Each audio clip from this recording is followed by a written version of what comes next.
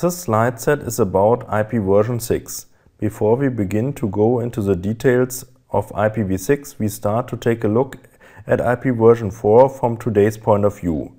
When IPv4 was designed in the 1970s, it has not been anticipated that there would be private computers with internet access or even trends such as the Internet of Things. Therefore, the IPv4 address space, which comprises 32 bits, to distinguish between hosts is too limited from the current perspective. In addition, several other aspects may be improved. The performance is not the best because the header checksum has to be verified and recalculated in every router due to the decrease of the value in the TTL field. The possibility that options are contained in each IP header leads to a variable length of the IP header. Such a variable length is not the best to optimize the processing time of the header. In addition, there is an insufficient support of service classes and quality of service. In IPv6, the major improvement is the much larger address space so that each IPv6 address has 128 bits.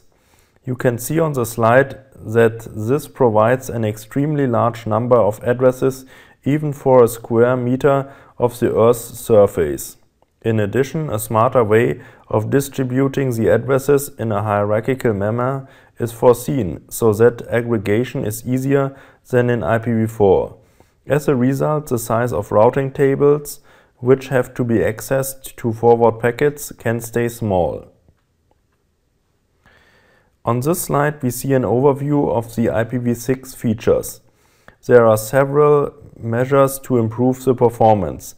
There is no header checksum anymore to avoid the time that it takes to calculate it. However, you may say now, bit errors may be undetected. At this point, we have to see the context of IP, because in the data link layer and in the transport layer, we also find checksums. The CRC checksum that Ethernet has is anyway significantly better than the IPv4 header checksum.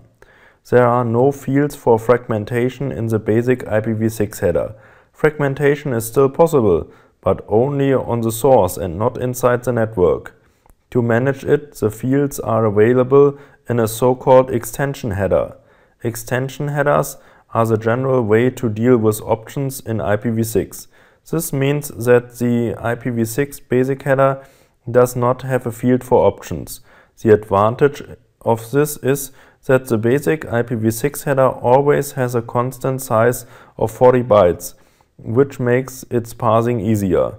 This is important for the gigabit or even terabit per second bit rates that routers have to deal with.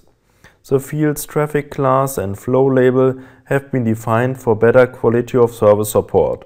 However, it can be discussed whether the specification in this way is useful for providers. In particular, the flow label allows to recognize individual data flows in the network to be able to treat them in a special way. Due to the amount of flows that you can observe in a large provider network, scalability issues arise. In the specification of IPv4, security aspects were not important.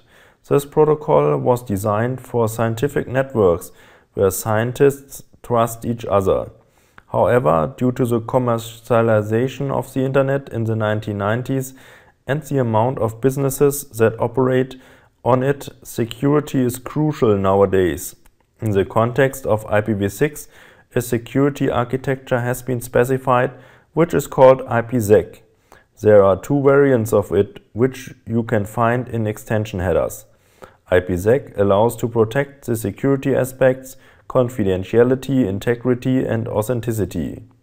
Furthermore, IPv6 uses a method called anycast in some situations. The same anycast address is assigned to several interfaces on different systems. If a packet is sent to this anycast address, then it is sent to the nearest interface having this anycast address. IPv6 also uses multicast a lot. Instead, broadcast is only regarded as a special case of multicast. Finally, a better support for mobile users which join different networks from time to time is integrated. On this slide, we see a comparison of the IPv4 and IPv6 header. The color coding highlights the commonalities and differences. I have already mentioned some aspects in the discussion related to the previous slide. The name of the TTL field has been changed to hop limit. This is just a renaming, so that the name is more appropriate to the use of the field. Both in IPv4 and IPv6, it defines a maximum number of packet forwards by routers. Each router that is traversed decreases the value by 1, and if the value 0 is reached, the packet is dropped. Since the header has a constant size, no field to indicate the header length is needed in IPv6. There is only a payload length field. On the next slide, the use of the next header field is explained. On the right side, we see an example where an IPv6 packet contains two extension headers. The next header fields indicate the type of the next header. In the last extension header, the higher layer protocol, this means the transport layer protocol, is indicated. For each extension header, a specific definition of its structure has been made, and it is possible that further extension headers are specified in the future. An example of such a header is a routing header, which influences the routing. It indicates IP addresses of routers that have to be used along the path.